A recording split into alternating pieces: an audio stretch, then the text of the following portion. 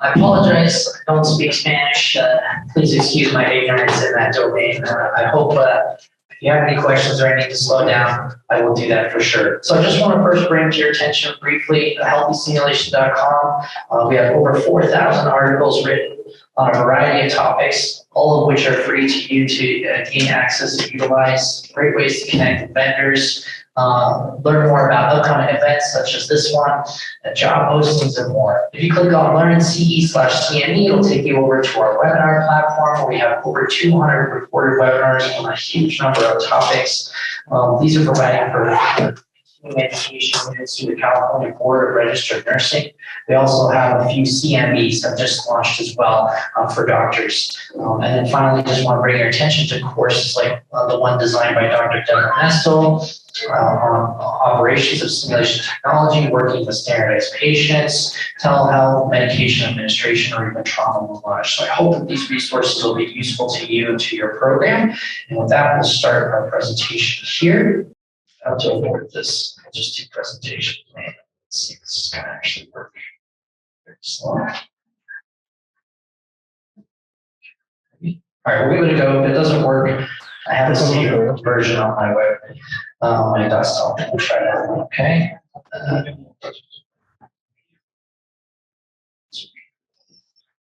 Okay. All right. So we're going to be talking about Tree of Life with regards to our community and our industry of healthcare simulation. Yes? So here's our Tree of Life. We can think of this as the past would be our roots, present is our trunk, and the future is our branches and our leaves. Yeah? We turn this whole model on our head and we consider it to represent the technology adoption curve. And so this is how all technologies eventually spread across a particular community, right? We're probably somewhere around here, aren't we, in the early adopter phase. How many of you would say that you have already been using clinical simulation in your education or training practices? Raise of hands. Okay, only a handful. Does that mean that the rest of you are thinking about using simulation or learning about how to start to use simulation? Seeing a few head nods. So some individuals are probably going to be down here, right? They've been using simulation for not a very long time. They're starting anew here, whereas here we'll have 100% adoption, right? And we'll have laggards, people that won't necessarily start using simulation until they are forced to, which is why I asked this morning at the opening keynote presentation, do we need to consider and think about mandates, regulated use of clinical simulation? At some point, we have to, right? Because some people will not use the technology unless they're requested or required to. So if we go back to our Tree of Life, we can see how that's symbolized there. And I just want to play this video from Malcolm Gladwell on his book, Outliers. Has anyone read this book? Fantastic, amazing book. He's talking about how do people get to the unique places that they are at. We seem to have a slow internet here today, so I might just back out of this and reload the presentation on the desktop. I'm interested in the step in the extent to which I might not have audio. Do not have audio connected. I apologize. I'm interested in the step in the extent to which an individual is personally responsible for his or her. And though that seems like a kind of, it's obvious that they are. In certain key ways, they're not. Maybe you can just turn that down on your side, and that way we can play it here. I'm interested in the extent to which an individual is personally responsible for his or her choices. And though that seems like a kind of, it's obvious that they are. It's in certain key ways they're not. And the question is, what is the balance between the ways in which people are individually responsible and the ways in which they're not? And I would like to argue that the ways in which they are not occupy a significantly larger portion of their achievement than general. So he goes on to share. I just have a little bit before I talk about how so many people in Silicon Valley. How it's so weird that some people in Silicon Valley were all born. I'm just gonna click. So he's going to go on to share about how so many people in Silicon Valley were born around 1955 who are extremely successful. Bill Gates, Steve Jobs, right around that time frame. And in actuality, Steve Jobs grew up kind of in that Bay Area zone where Hewlett-Packard and these other, massive organizations were starting to create computerized technology. And so when Steve Jobs was about 20 years old and he had a computer question, he went down the road to ask the founder president of Hewlett-Packard, right? So he just had amazing access to resources that happened to be inside of his environment. Same thing with Bill Gates. Bill Gates was a part of a high school, was one of the first high schools in the country of the United States to have access to a computer terminal, which could then provide for programming and an introduction to computer sciences, right? And so you can see how an individual might exist within a circumstance that influences that, and then from that, they are able to learn, incorporate, develop, and include those things as a part of their professional career or their development over time, right? So I'm just going to switch this over, folks, to my downloaded copy, because it seems like we've got a little bit of a slow computer response here. So I feel like we'll just get better output by doing this directly. Okay, one moment, please. Let me just load up the file. And so I think that's important because it kind of takes us to where we're at here today. I started Healthy Simulation in 2010. Okay, when I was the director of the Clinical Simulation Center of Las Vegas for the Nevada System of Higher Education. I went online. I was finding it very difficult to find resources for clinical simulation at that time. I had new staff. I had 5 people that were responsible for various aspects of simulation. We had faculty who had never experienced simulation before. So I wanted to try to provide them with resources. Well, outside of the major journals and the international meetings that usually seem to happen internationally only in the United States, and also the issue with regards to those were few and far between, it didn't really seem like there was a lot of resources and tools for the community online. So that's why I wanted to create healthysimulation.com, which is now at this point read by over 40,000 people a month. I also created SIMex at this time around 2010, 2011. And so this is a 501c3 nonprofit organization that puts on events around the world in healthcare simulation technology operations. I know that the organization put one on in Venezuela not too long ago, and we've done it in Dubai, Brisbane, Australia, American College of Chess Physicians in Chicago, Cedars-Sinai, Los Angeles, on and on and on, to provide for technical-based training for both people responsible 100% of the time for technology operation, but also those clinical educators that are being tasked more and more to be responsible for these technologies, right? So, both an online resource tool that previously had never existed, and also an organization specifically dedicated to the operation of simulation technology and supporting those that are learning those things. So, these meetings and these events were kind of unique to the space in the time of 2010. Well, again, just like Malcolm Gladwell, we had to create an environment where I could come in and then see the need for these things to take place. And so if we look at our earliest roots, right, we kind of go down to prehistoric humans. I doubt that they learned how to throw a spear while trying to hunt, right? They would learn and practice on a tree trunk first. They would simulate what it would look like and feel like. They would work together as groups. They would experiment before they went and attacked a mammoth, right? Because that would be obviously very dangerous. And so as you can see, we have these different, root systems, if you will, some for military, some for aviation, some for healthcare. Here's a nemoscope from 1872. Which actually made noises, bells and whistles and all kinds of weird things based off of auscultation of the chest. If you're interested in that, there's a 500-page book on the history of healthcare simulation. I've read parts of it, but not all of it, but it is quite fascinating. And then, of course, you can see in military, right? The Romans were one of the first civilizations to use drills and simulation with regards to their military cohorts. So after they conquered a territory, they would take conscripts, but they had to educate them and train them in a specific type of battle, right? So they were the first ones to start simulating hand-to-hand combat. sword-based combat, or here turtle formation. Similarly, in aviation, we have the Link simulator in the early 1900s, which was the first way to train the U.S. Army pilots who were delivering mail across the United States. Many of them were dying because by the time they took off and landed in another part of the country, it was terrible weather, and they didn't know that by the time they took off, right? So they needed a way to train. And so the inventor of this showed the military that he could land a plane in complete cloud darkness because he trained on the simulator on how to do that, right? So all of those things continue to influence here today. And with medicine, of course, we have things like Dr. Gordon and Laravel and Dr. Abramson in the 1960s created these simulators for the first times, right? If we continue along, Dr. Gaba, who's considered the godfather of healthcare simulation, got his MD in 1980. Well, guess what? I wasn't really born until 1983, right? So here's that society and that reality that needed to be there before myself. Now, my father was an MD who actually was one of the first fellows for occupational medicine. I'm an astronaut at NASA.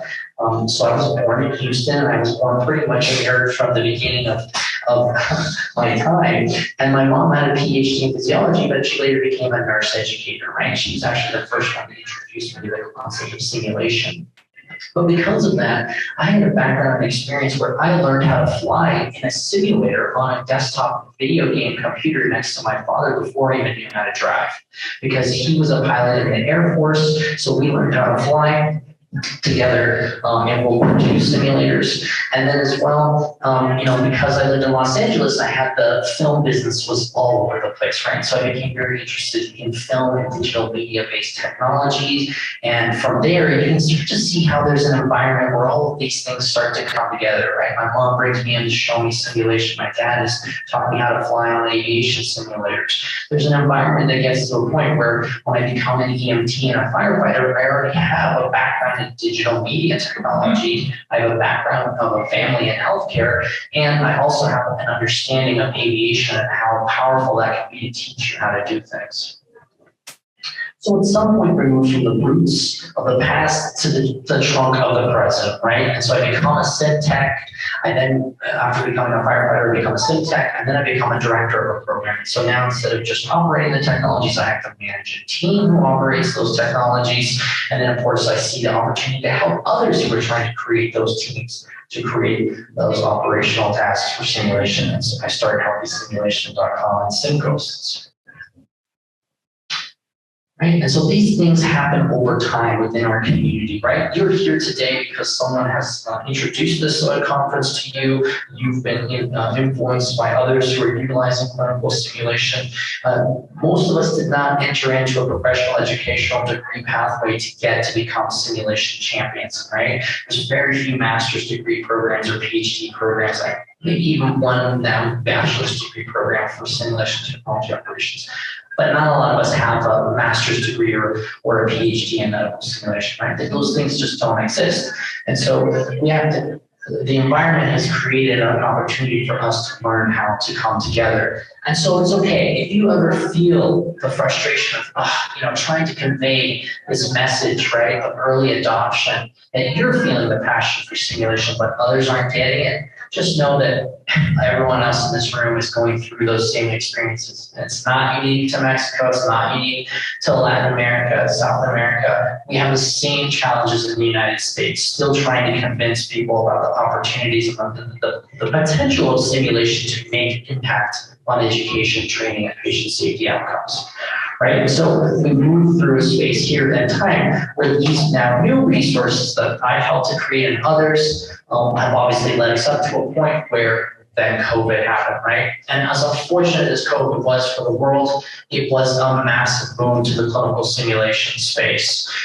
This afternoon, my presentation will highlight some of the things that we've learned about in terms of what the impacts are of COVID in our space. But for example, just to demonstrate from healthysimulation.com, we doubled in website traffic in 2020. We went from 20,000 readers a month to 40,000 readers a month, right? And that has held consistently since that time.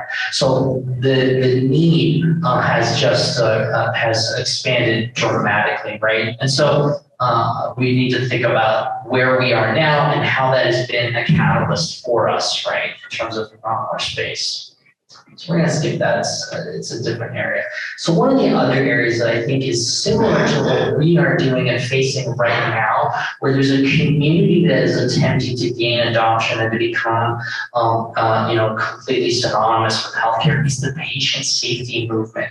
It's fascinating. If you go to a patient safety congress or conference, they're saying almost the exact same things that we're saying in medical simulation. They're just using the word patient safety as opposed to medical simulation, right? In terms of the opportunities and the need to do so. So I don't know if you're aware, but as of this point, it's estimated outside of COVID, because the studies that showed these results were prior to COVID, and obviously COVID messed up a lot of things. But in general, patient error is the third leading cause of death in the United States. So anywhere estimated between 250 and 440,000 people dying a year to patient error, 3 million worldwide, and again, the third leading cause of death in the United States. So this gentleman on here is going to go on a lot of news media channels, and he's just the doctor who did this study out of Johns Hopkins that demonstrated this. He's going on national news and sharing about this. Researchers have analyzed medical death and rate data over a 8-year period. 250,000 deaths per year are due to medical error. So this was a few years ago, prior to COVID, and basically he went on about 4 or 5 news stations, ABC, NBC, Fox News, CNN, those types of places, and introduced this. It got coverage for about 1 week, and then news media moved on to explore other things. This is as much presence as we've had at the national, maybe international level with regards to patient safety issues. And unfortunately, nowhere in his explanation of potential ways to solve this challenge was even healthcare simulation mentioned. It wasn't even on the radar as a potential solution to the challenge ahead, right? And I think his suggestion actually was that maybe to have patients bring their family to help manage their care. I mean, making the responsibility for patient safety issues back onto the family themselves as opposed to what can we do better in the clinical space. So there was a lot of pushback from the clinical community about this particular issue. So no mention of team steps either as a communication protocol, right, or simulation. So what I want to do now is I want to just kind of veer off from our medical tree branch and just kind of think about, where do we go when we go all the way up to the top? What does it look like when we're in the future of healthcare simulation, right? Let's just play this and see if we can get this little one. And I think a lot of what it really looks like when we're fully adopted with simulation and clinical practice is much more like aviation. It looks a lot more like Star Trek: The Next Generation. Do we have any nerds in here that joined me with watching Star Trek? Few. Okay, good. So hopefully we can get this scene to play here for the movie. So in this scene, we're on the Enterprise, and I think they're doing surgery on Worf, the Klingon, that's an alien race, an alien species. But they're having a very calm conversation using a lot of advanced technology to kind of help them move through a clinical simulation practice. Nobody's yelling at anybody else. Nobody's kind of freaking out. They're just using the bits of technology to help them make decisions and then take actions with regards to the performance of the surgery that they're going to provide for, right? It's almost kind of a very, compared to the rest of Star Trek with photon torpedoes and lasers and phasers, this scene is pretty boring. There's not a lot happening. It's just kind of middle of the road, a little vanilla. Unfortunately, we don't have the video here. Let's see if I can try it.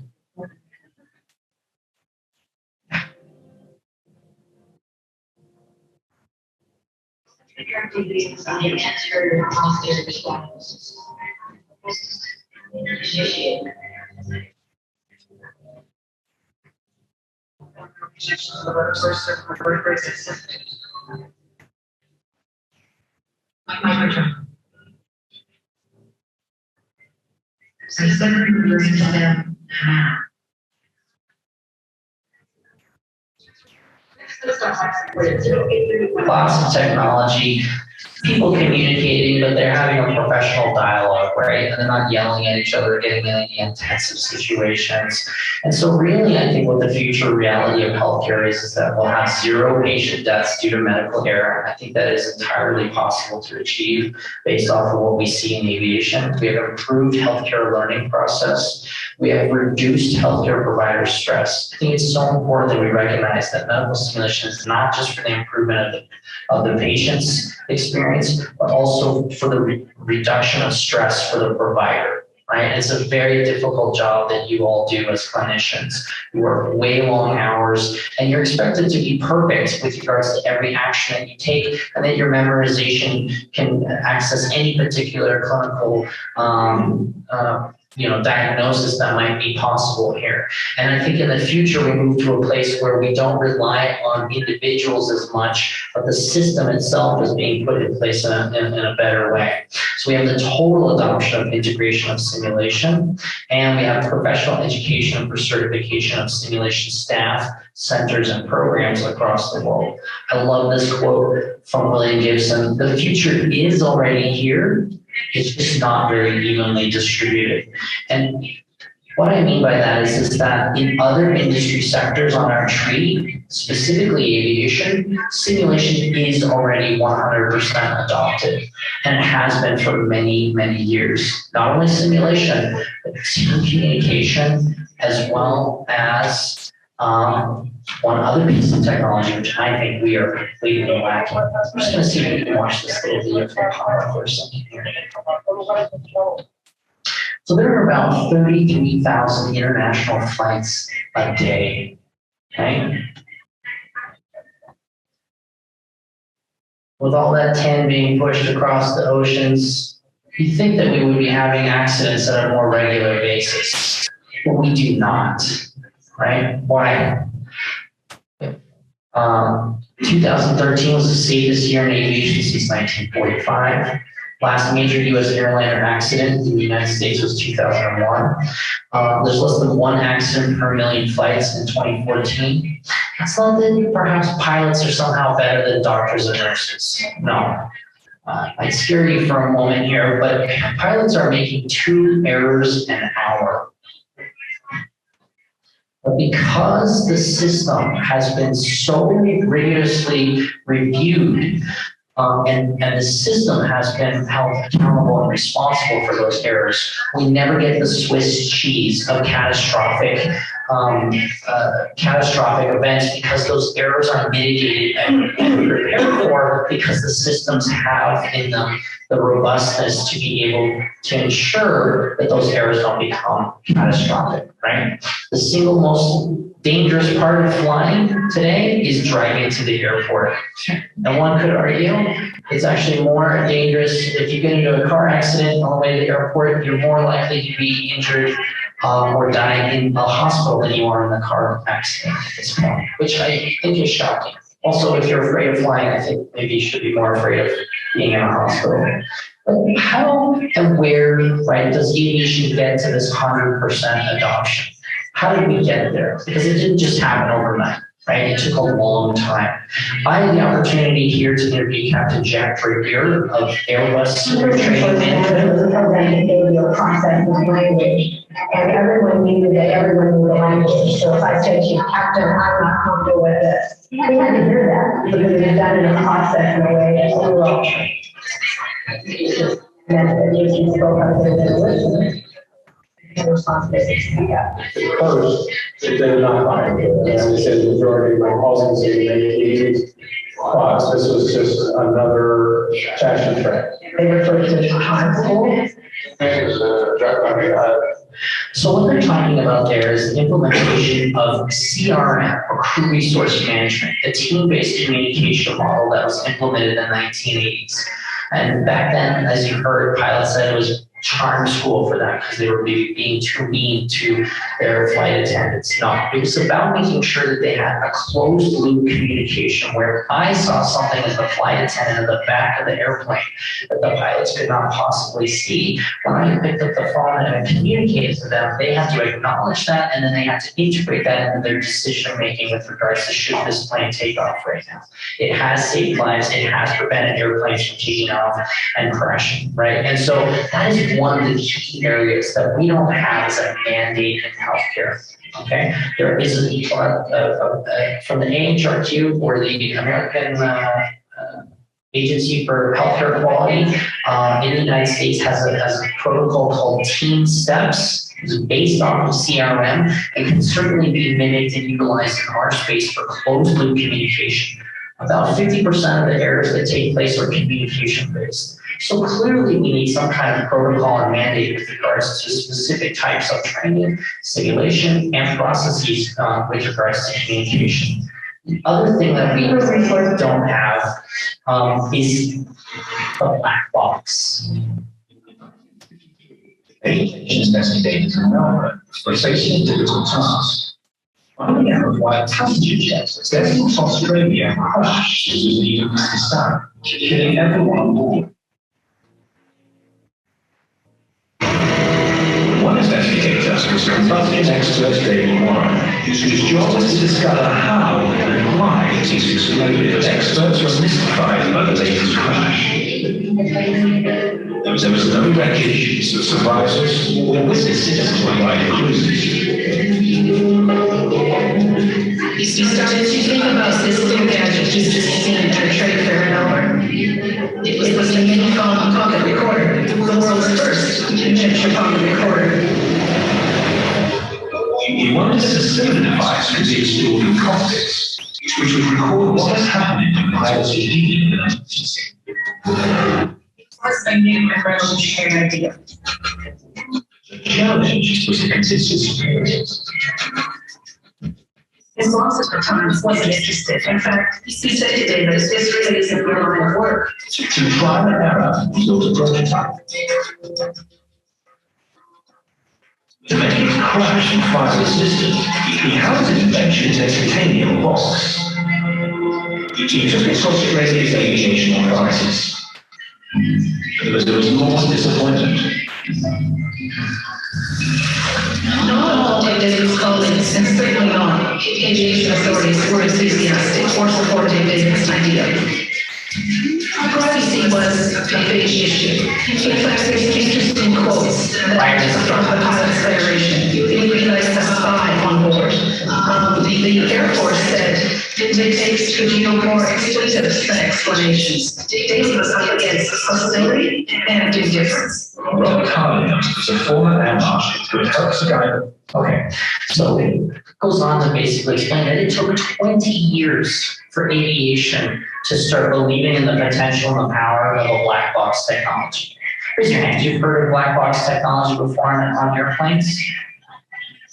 Okay, yeah, certainly, right? Would you imagine being on an airplane today that said we don't have a black box technology? Make you feel a little weird about that, right? But, thousands of accidents that have occurred or potentially occurred have been rectified and again improved upon in a system of aviation that demands to look at these things to improve the performance. Why? Because if an airplane crashes like those two 737 Maxes did a couple of years ago, the entire industry around the world pays attention because when a plane goes down, it's shocking, it's dramatic, and it's scary, right? It brings up something with us. But yet in healthcare, we're probably killing in the United States 330 to 380 people a day to medical error, but it's happening in one institution here, one institution over there. It doesn't seem en masse like it does in the aviation space. And so there's not this need from the community or this awareness that this is happening to the degree that it is.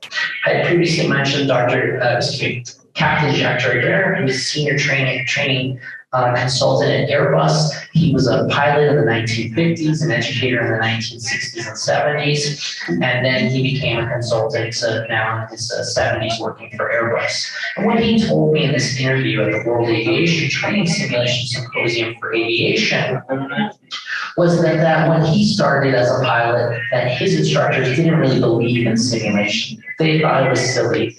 Back in their day, when they learned how to fly in World War II, they would basically get in the plane, and that's how they learned how to fly. And why should new students learn the same way?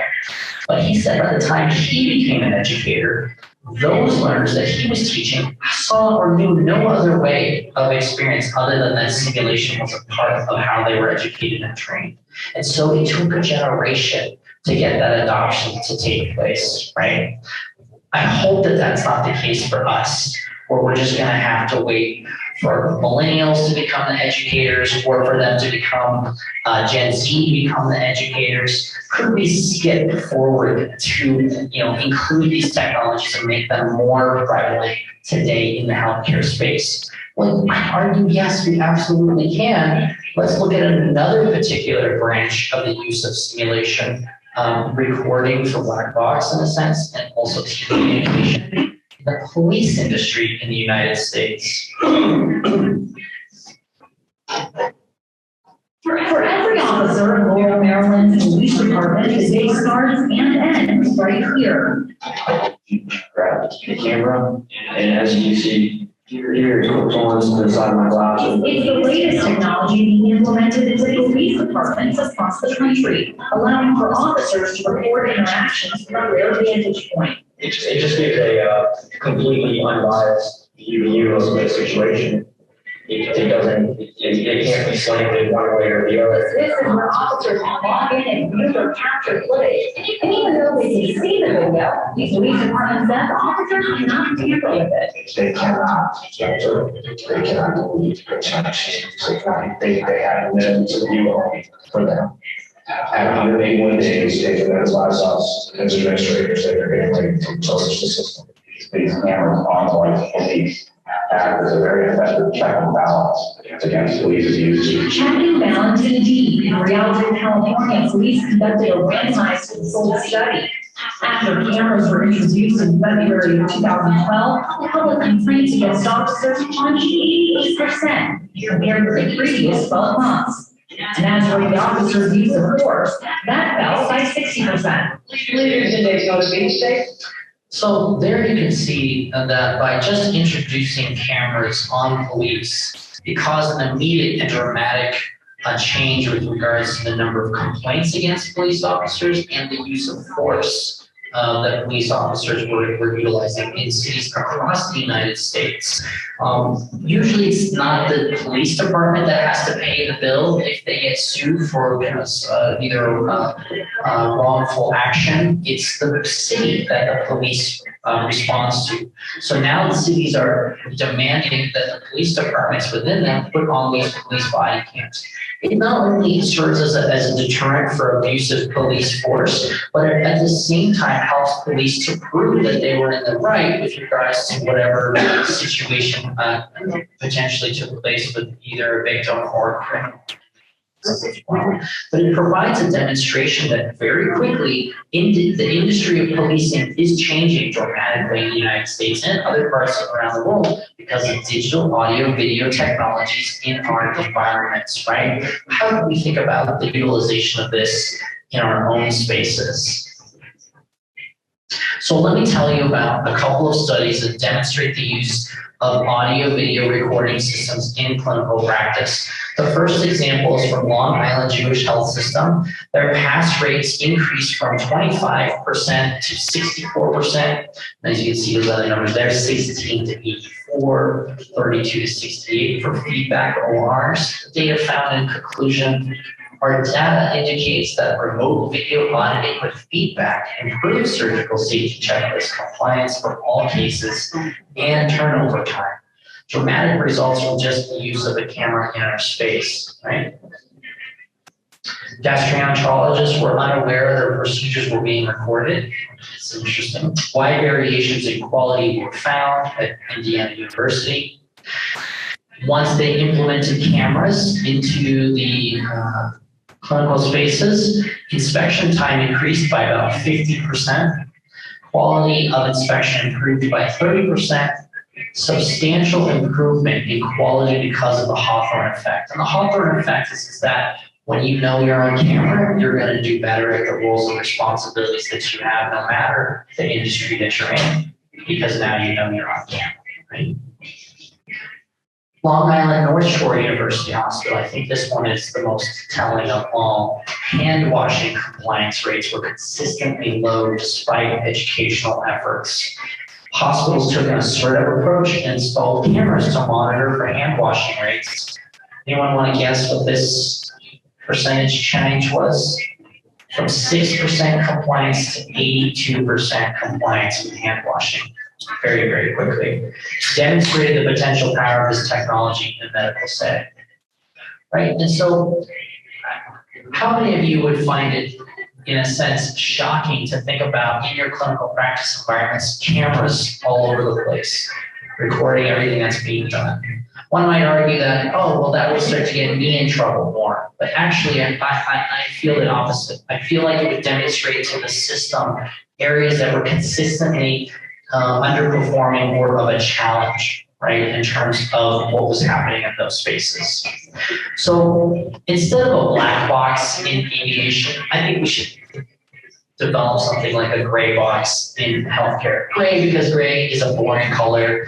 And at the end of the day, nothing should be happening that is so interesting that it needs to capture anyway, because we've done such a great job at mitigating errors, right? It needs to focus, just like simulation does, not necessarily on the individual, but on the system that that individual exists within.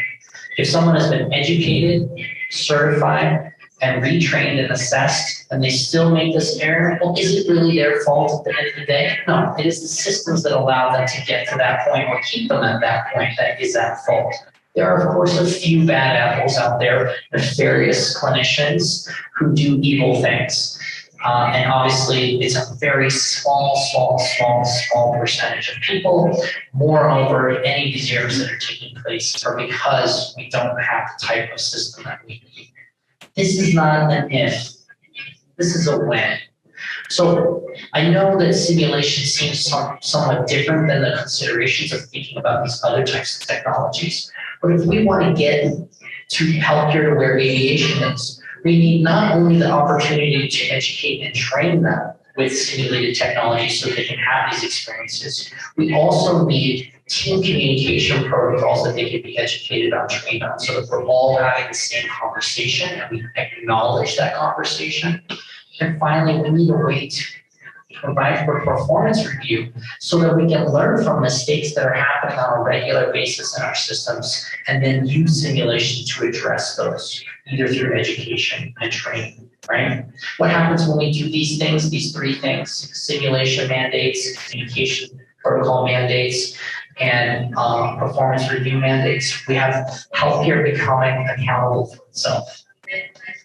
We have systems being required to improve training and care outcomes. Guess what that means? Simulation becomes de facto. All of us have permanent job opportunities, right? It's not going away. So I think as simulation champion to all of you, your commitment to simulation means a commitment to performance improvement. You are the early adopter community. You already are a place that is utilizing these technologies. And so you're the kind of person that is going to be open to new kinds of considerations with regards to team-based communication protocols, mandates of simulation, and these performance recording devices. We know that simulation works because we can see it with our eyes, right? We experience it in our programs. We just need to find ways to help others who are the laggards of these technologies to see those things now, right? By attending conferences like this, by reading healthy simulation, by seeing the research, and for PR campaigns that are taking place from groups like the Patient Safety Movement Foundation. This is part of our mission, because it's part of our time. We're at where we are on the healthcare simulation tree of life because we're standing on the shoulders of giants like Dr. Gaba, but we have so far to go in terms of relaying and getting ourselves to full mass adoption. So this is our opportunity to take that baton and carry it forward in terms of increasing access to these technologies and methodologies. So I hope you'll join me in convincing leadership, calling for organizations like NTSB and FAA here regionally and around the world. Happy update there that there is a prominent group of clinicians out of Pittsburgh calling for the U.S. government to launch a new federal agency of a National Patient Safety Board. It's a great first step to the potential and power of what we're trying to accomplish here. We're going to continue the globalization of simulation and patient safety. Last week I was in Riyadh for the 5th annual Saudi Health Simulation Conference. 2 weeks before that I was in Toronto. And so I applaud you for being a part of a community that is growing exponentially around the world. What you do matters and is certainly being heard and shared by us and others in the space. Finally, I think we need more media campaigns. Not just because I used to work in Hollywood and I understand cameras and technology, but also because we need to educate the population. We need to educate our future patients, our past patients about the need for their support in improving outcomes. Because I don't believe we get there until the public starts demanding it, right? If they're unaware that the medical error is the third leading cause of death, if they're more afraid of flying in an airplane, than they are going into a hospital, they don't know the realities of the situation yet. We need to educate them. They'll be the ones to demand that hospital CEOs provide for better patient safety care over time and demand more from the clinical practices that they engage in, right? Imagine a patient safety score. So just like when you walk into a restaurant in Los Angeles, you can see, is this restaurant an A, B, C, D, or F?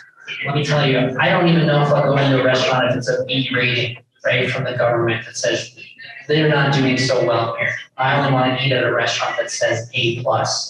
It should be the same in healthcare. What is this hospital's patient safety score? 60%? Oof. I think I'll go to the other hospital down the road. Until we can make the public aware of that, reality, I don't know if we get to a place of massive change. So I encourage you to join me on the meeting. Thank you very much.